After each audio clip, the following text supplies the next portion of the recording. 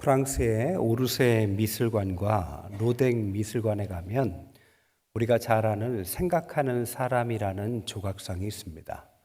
아마 한 번쯤은 다 보셨을 겁니다. 사람들이 생각하는 사람을 보고 우리가 한 번쯤 생각하죠. 뭘 생각하고 있을까? 살아가는데 힘든 우리 앞길을 어떻게 살아가나라는 것을 생각할까요? 아니면 누구의 농담처럼 화장실에서 깊이 묵상하고 있는 걸까요? 근데 저 작품은 하나로 딱 떨어져서 있는 것이 아니라 사실 로댕의 지옥의 문이라는 곳의 일부입니다. 연옥에서, 천주교에서 말하는 천국과 지옥의 갈림길이라는 연옥에서 지옥의 문, 즉 지옥을 바라보면서 생각에 빠진 사람을 확대해서 만든 것이 생각하는 사람입니다. 즉 저 생각하는 사람은 삶을 생각하는 것보다는 지옥을 바라보면서 생각에 잠겨 있는 것입니다. 단테의 신곡의 연옥편 7곡에 나와 있는 자기 손바닥으로 얼굴을 받치고 한숨을 쉬고 있는 것을 보시오. 이 구절을 작품으로 만든 것입니다. 저 사람은 지옥을 바라보면서 무슨 생각에 잠겼을까요? 오늘 본문에 뭐라고 합니까? 천사들이 의인 중에 악인을 갈라내어 풀무불에 던져 넣으면 울며 이를 갈리라. 어찌 보면 지옥의 한 장면을 보는 것 같습니다. 마치 지옥을 바라보면서 생각에 잠긴 저 작품처럼 풀무불에 던져지고 이를 갈고 있는 어떤 사람들을 오늘 본문은 이야기하고 있다는 것이죠. 오늘 본문은 저희가 천국 비유의 마지막 시간입니다. 천국의 비유를 이해하기 위해서는 먼저 사복음서를 이해할 필요가 있습니다. 사복음서에는 예수님께서 비유하신 47개의 비유가 나옵니다. 그 중에서 반에 해당하는 21가지가 마태복음에 집중되어 있습니다. 그러니까 마태복음에는 21가지의 예수님의 비유가 나오는데 그 중에 또 반에 해당하는 10가지가 천국에 관한 비유입니다. 지난 시간까지는 4번째, 오늘이 5번째 시간이지만 실제적으로 따져보면 지난 시간에 감추어진 보화는 2가지를 말씀드린 거죠. 그러니까 지난 시간까지는 5가지 비유를 했고 오늘이 6번째 비유입니다. 마태복음에는 10가지 천국 비유 중에 13장에만 6가지 천국의 비유가 나오고 있는 거죠. 그러니까 10가지 천국 비유 중에 6가지의 13장의 마지막이 오늘 그물 비유에 해당하는 것입니다. 그리고 나머지 4가지는 18장, 20장, 22장, 25장. 그래서 합쳐서 10가지의 천국에 관한 비유가 나오는 것이죠. 그러니까 오늘 그물 비유는 앞에 있는 5가지 비유와 조금 관점이 달라지는 것을 볼 수 있습니다. 앞에 있는 13장의 5가지 비유는 가라지 비유, 겨자씨 비유, 누룩 비유, 감추인 보화 비유, 진주 비유입니다. 그 비유를 가만히 보면 선악이 공존하는 세상을 말하고 있습니다. 복음이 이 선악이 공존하는 세상에 뿌려지면 가라지 속에서 좋은 씨도 있다라는 것입니다. 아무리 겨자씨 같고 작고 누룩과 같이 안 보인다 할지라도 그것이 없는 것이 아니라 감추어진 것이고 이 감추어진 보화와 진주와 같이 때가 되면 그것을 하나님께서 일으키시리라는 선악의 공존 속의 희망을 이야기하는 내용이 바로 앞에 있는 5가지 비유입니다. 그리고 오늘 6번째 비유는 내용이 좀 달라져요. 오늘 말씀드린 것처럼 마치 악인을 갈라내서 풀무불에 던져는 이를 갈면서 괴로워하는 심판의 장면이 시작됩니다. 그러니까 오늘 6번째 이후에 마태복음 뒤에 나오는 5가지는 선악의 공존이 영원하는 것이 아니라 때가 되면 세상도 끝이 있고 종말이 온다는 것입니다. 그때 하나님께서 악인을 갈라내어서 풀무불에 심판하는 시간도 올 것이다라는 주제가 완전히 달라진 것으로 시작하는 부분입니다. 앞에 있는 5가지가 하나님의 사랑에 해당한다면 오늘부터 있을 5가지는 하나님의 심판에 대해서 말씀하고 계시다라는 겁니다. 그럼 누구를 심판하실까요? 지난주에도 말씀드렸지만 지난주 오늘 본문에 해당하는 것은 일반 세상에 있는 무리들을 향한 것이 아니라 하나님의 교회 안에 있는 성도들을 대상으로 하셨다라고 말씀드렸어요. 그러니까 심판의 대상은 믿지 않는 사람들이 아니라 바로 믿는 우리들에 대한 심판이라는 점이 무서운 지점입니다. 오늘 본문에는 2가지 핵심 단어가 나와요. 하나는 물고기, 하나는 그물입니다. 그럼 이 물고기가 해당하는 건 뭘까요? 성경에서 일반적으로 물고기 하면 우리가 사람을 낚는 어부로 세상의 전도 대상자를 물고기라고 생각할 수도 있습니다. 그런데 앞에서 말씀드린 것처럼 이 본문과 관련해서 말씀하는 것은 하나님 앞에 전도 대상자가 아니라 하나님의 특별히 부름받은 성도, 우리와 같은 대상을 물고기에 해당합니다. 신약에는 물고기에 해당하는 단어가 크게 3가지가 있습니다. 첫 번째가 익투스입니다. 마태복음 14장 17절에 오병이어에 나오는 물고기 할 때 그것은 익투스라는 단어를 써요. 근데 이 익투스라는 물고기는 우리가 흔히 차량 뒷면에 크리스찬인 것을 증명하듯이 붙이고 다니는 저런 마크가 익투스입니다. 저 안에 있는 헬라어를 읽으면 익투스라고 읽을 수 있어요. 근데 저 안에 있는 익투스를 한마디로 물고기지만 그 5가지 단어들 하나하나가 사실은 오행시처럼 의미를 갖고 있습니다. 익투스의 첫 번째 단어는 이에수스, 예수를 말합니다. 2번째 단어인 크리스토스는 그리스도를 말해요. 그리고 3번째 단어인 때우는 하나님을, 4번째 휘오스는 아들을, 5번째 소테르는 구원자를 말합니다. 그러니까 익투스 하면 물고기란 뜻이지만 하나하나 오행시처럼 풀자면 예수, 그리스도, 하나님의 아들, 구원자, 이런 뜻으로 사람들이 이해했다라는 거죠. 그래서 우리가 아는 것처럼 그 당시에 박해받을 때 저 무덤 카타콤에서 숨어 예배드릴 때 그 사람이 정말 신앙인이냐 아니냐를 구별할 때 물고기 문양을 가지고 익투스, 나는 하나님의 아들 예수 그리스도, 그분이 우리 구원자인 것을 믿습니다 하는 사람들만 함께 예배드릴 수 있는 비밀 암호로 사용된 게 물고기였습니다. 또한 물고기라는 단어가 할리우스라는 단어인데 마태복음 4장 19절에 베드로에게 그를 부르실 때 너는 이제 물고기를 낚는 사람이 아니라 사람을 낚는 어부가 되어라 할 때 어부에 해당하는 단어가 바로 할리우스입니다. 그런데 이 어부가 사실 물고기로도 쓰이는 거죠.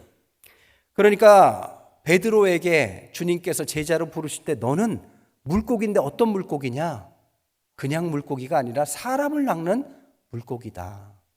주님의 십자가를 지고 자기를 부인하고 세상에 나가서 섬김을 통해서 세상에 있는 사람들을 낚는 그런 어부이자 물고기가 되라의 물고기가 할리우스입니다. 3번째, 오늘 본문의 마태복음 13장 47절의 물고기는 게노스라는 단어를 씁니다. 이 게노스라는 단어는 물고기라기보다는 종족이라는 뜻을 갖고 있습니다. 그러니까 나라와 민족과 혈통과 가족, 모든 민족의 의미가 이 물고기다라는 게노스를 쓴다라는 거예요. 정리하자면 신약에 나온 물고기는 모든 민족을 포함해서 사람들을 위한 물고기로 섬기는 하나님의 아들 구원자 예수 그리스도를 고백하는 성도이자 제자를 뜻한다는 것입니다. 그게 오늘 본문에서 말하는 물고기입니다. 그리고 그물은 뭐냐? 이 사게네라는 단어를 쓰는 그물은 어부들이 조그맣게 던지는 투망과 같은 그물을 말하는 것이 아닙니다. 이 사게네는 큰 그물을 말해요. 배와 배 사이를 연결해서 그 바닥에 납덩이를 붙여서 바닥을 싹 끌고 가는, 오늘날로 말하면 쌍끌이 어선에 해당하는 큰 그물, 이게 사게네입니다. 그 당시에는 배가 2대 있으면 같이 연결해서 바다까지 싹 긁고 가거나 아니면 배 한 대밖에 없는 경우에는 그 육지에다가 기둥을 박아서 기둥과 그물을 연결해서 부채꼴처럼 한 바퀴 쭉 돌면 그 안에 있는 모든 물고기들을 휩쓸어서 거둘 수 있는 그 그물을 싸게 내라고 했다고 합니다. 쌍끌이 어선은요, 오늘날도 불법이에요. 왜 그런지 아세요? 모든 물고기를 잡기 때문이죠. 어린 물고기는 잡지 말아야 되는데, 그 안에 다른 것은 잡지 말아야 되는데, 싹 긁어가면 바다까지 싹 긁어서 모든 생명체를 긁어냅니다. 오늘 47절에 뭐라고 합니까? 천국은 마치 바다에 치고 각종 물고기를 모는 그물과 같은데, 48절에 그물에 가득해서 물가로 끌어냈다. 막 쌍끌이 어선처럼 끄집어내니까 쌍끌이 어선에는 좋은 물고기만 잡히는 것이 아니라 물고기가 아니거나 혹은 나쁜 물고기도 잡히겠죠. 오늘날도 그물로 물고기를 잡으면 거기에 먹을 만한 물고기만 있는 게 아니라 뭐 폐 타이어도 들어가고 운동화도, 버려진 운동화도 있고 못 먹는 독성 있는 고기도 있는 것처럼 그 안에는 먹을 수 있는 것과 먹을 수 없는 것이 구분되는 것이죠. 오늘 본문에 뭐라고 합니까? 48절에 물가로 끌어냈더니 좋은 것이 있고 못된 것이 있더라. 좋은 것은 그릇에 담고 못된 것은 내어 버린다. 이렇게 구분하고 있다는 겁니다. 여기서 말하는 싸게 내 쌍끌이 어선과 같은 그물은 오늘날로 말하면 교회에 해당합니다. 교회가 이 땅에서 쌍끌이 어선처럼 가득 그물을 가지고 싹 긁어내서 하나님의 제자를 모은 겁니다. 앞에서 말했던 하나님의 성도들을 모아서 물고기를 거둔 거죠. 하지만 그 안에 하나님 앞에서 쓰임받을 만한 귀한 제자만 있는 것이 아니라 쓸모없는 제자가 너무 많다는 것입니다. 부르긴 불렀는데 그 안에 쓸모없고 아무 먹을 수도 없고 도움이 되지 않는 물고기들이 또 있다라는 거죠. 그럴 때 어떻게 하느냐? 48절에 못된 것은 내어버리고 49절에 천사들이 와서 의인 중에서 악인을 갈라내어 풀무불에 던져 넣으리니 거기서 울며 이를 갈리라. 심판을 얘기하는 겁니다. 다시 한번 말씀드리지만 마지막 때입니다. 그래서 하나님께서 우리와 같은 성도들을 불렀어요. 그래서 하나님께서 훈련시키시고 교회를 통해서 일으키셔서 그들을 통해서 세상을 섬기도록 불렀습니다. 거기에 그럴듯한 물고기들은 43절에 보면 그때 의인들은 자기 아버지 나라에서 해와 같이 빛날 것이다. 귀한 물고기들은 이 땅의 마지막에 하나님의 큰 일을 내서 하나님의 나라 천국에 들어가고 빛나게 살 것이다. 하지만 그렇지 못한 제자와 성도에 해당한다면 그 사람은 오늘 49절 20절에 50절에 말씀하는 것처럼 악인을 갈라내서 풀무불에 던져서 울면서 이를 가는 지옥불에 떨어지는 심판을 경고하고 있는 것입니다.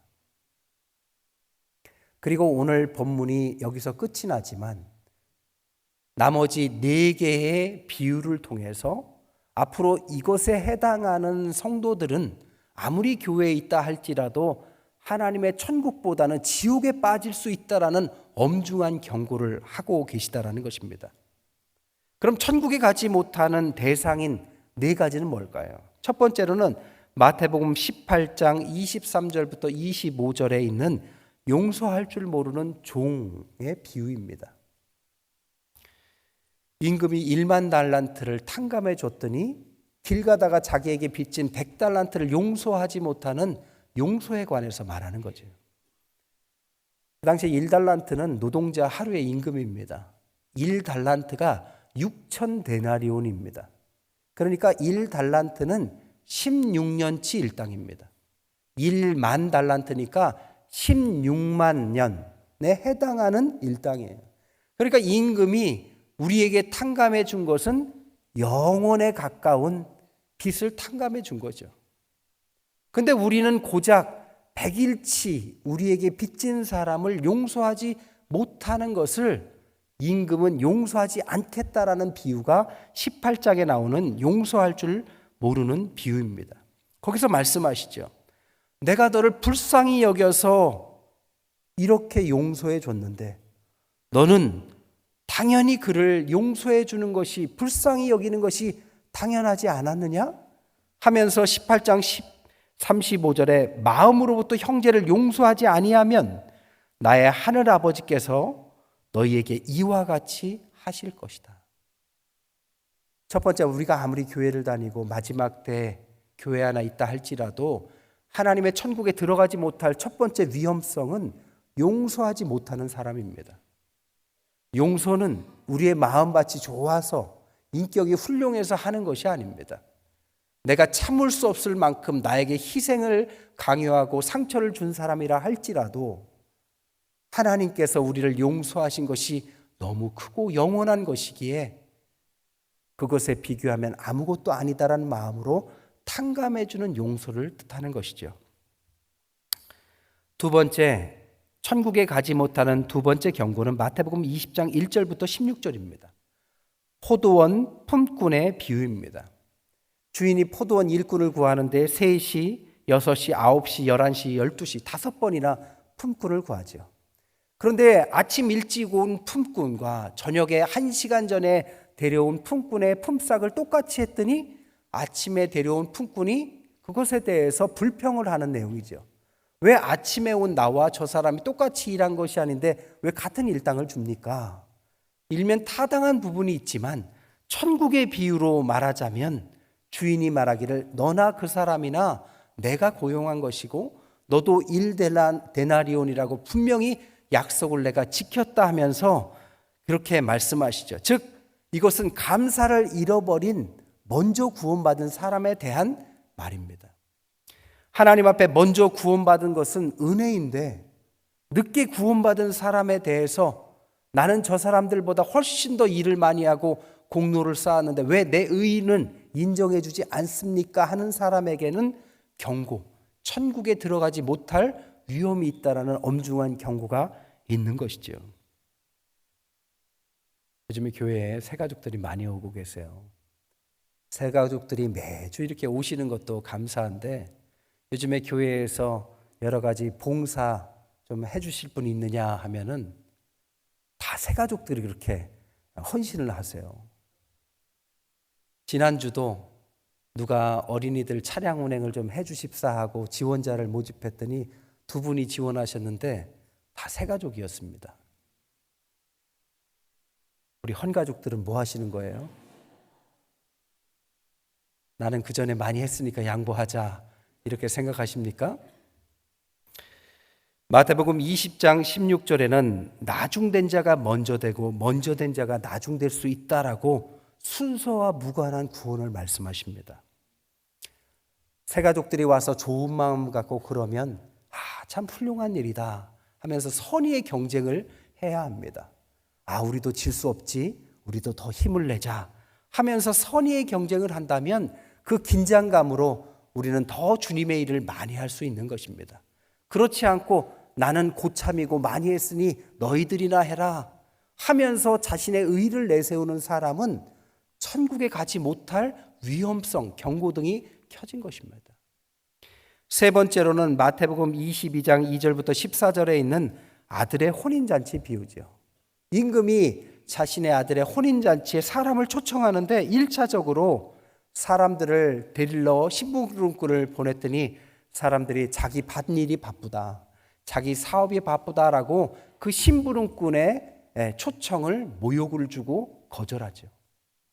그랬더니 왕이 그럼 길가에서 데려와라 하고 아무나 초청을 하고 데려오는데 거기서 끝나는 것이 아니라 그 당시에는 결혼 전에 예복을 준비해 줬습니다. 근데 예복을 준비해 준 것을 입지 않고 자신의 옷, 자신의 의의를 드러내는 옷을 입고 참석한 사람도 결국에는 그 안에 들어가지 못하는 내용이죠. 정리하자면 부르심을 받아도 거부하는 자, 천국잔치에 예복을 준비해도 자신의 예복으로만 들어가려는 자, 한마디로 말하면 마태복음 22장 14절에 청함을 받은 자는 많되 택함을 입은 자는 적다. 하나님의 기준에 맞게 택함을 입은 자들이 와야 되는데 그것을 순종하지 않거나 그 기준에 합당하게 순종하지 않는 누구든지 순종하지 못하는 사람들은 천국 잔치에 참여가 불가하도록 비유로 가르쳐 주신다는 것입니다.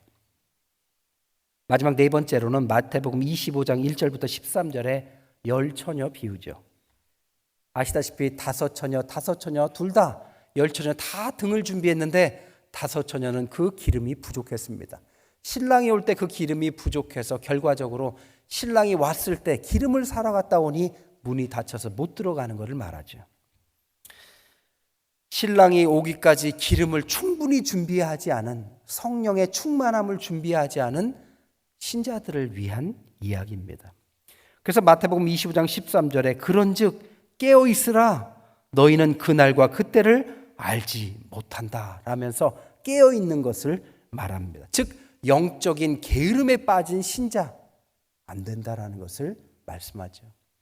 정리하자면 용서하지 못하고 감사하지 못하고 순종하지 못하고 영적인 게으름에 빠져 있다면 교회 안에 우리가 몸을 담고 있을지라도 하나님의 구원의 저 천국에 혹 들어갈 수 없을지도 모른다라는 경고의 메시지입니다.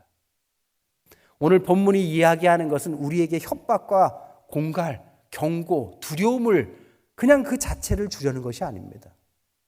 우리와 같이 하나님께서 그물을 가지고 땅끝까지 가셔서 하나님의 제자로 세워서 먼저 불러낸 하나님의 일꾼들이 용서하지도 못하고 순종하지도 못하고 감사하지도 못하고 게으름에 빠져 있다면 이 세상은 예상처럼 점점 지옥을 향해 갈 것이다. 하지만 우리가 그렇지 않고 주님의 제자로서 용서하고 감사하고 순종하고 게으름 피우지 않고 한 영혼을 위해서 애쓰면서 평생을 살아간다면 우리를 통해서 세상은 천국으로 바꿀 것이다 라는 것을 말하고 있는 것입니다. 여러분, 우리가 교회에 다니는 것이 전부가 아닙니다. 하나님께서 우리를 부르신 것은 우리만 부르신 것이 절대 아닙니다. 우리를 통해서 세상을 살리고자 하는 하나님의 사랑과 기대감이 이 심판이라는 무서운 이야기로 우리에게 그 사랑을 기대감으로 말씀하고 계시는 것이죠. 말씀을 정리하겠습니다. 오늘 처음에 로댕에 생각하는 사람을 말씀드렸어요. 혼자 앉아서 자기 손바닥으로 얼굴을 이렇게 받치고 깊은 한숨을 쉬는 로댕. 여러분, 우리도 한번 그 자세 한번 해볼까요? 그 자세를 하면서 한번 생각해 보십시오. 우리는 어떤 삶을 살아왔는가? 저 지옥의 문을 바라보며 저 지옥에 갈 수밖에 없는 누군가 혹은 나를 반성하고 회개하고 또 지옥에 갈 수밖에 없는 그들을 통하여 하나님은 그들을 위해서 우리를 보내셨다라는 것을 심각하게 고민하고 생각하는 사람이 되어야만 이 시대를 변화시키고 천국의 사람으로서 살아갈 수 있는 특권이 주어지는 것입니다. 이제 3월이 잘 지나갔습니다. 이제 4월 봄날이 따뜻해지고 전도의 시간, 새로운 출발의 시간이 옵니다. 무엇보다도 우리가 정말 깊이 우리 오늘 말씀을 묵상하시고 사순절의 천국의 말씀을 우리의 말씀으로 받아들이시고 천국의 백성으로 살아가시는 저와 여러분 되시기를 주님의 이름을 간절히 축원드립니다.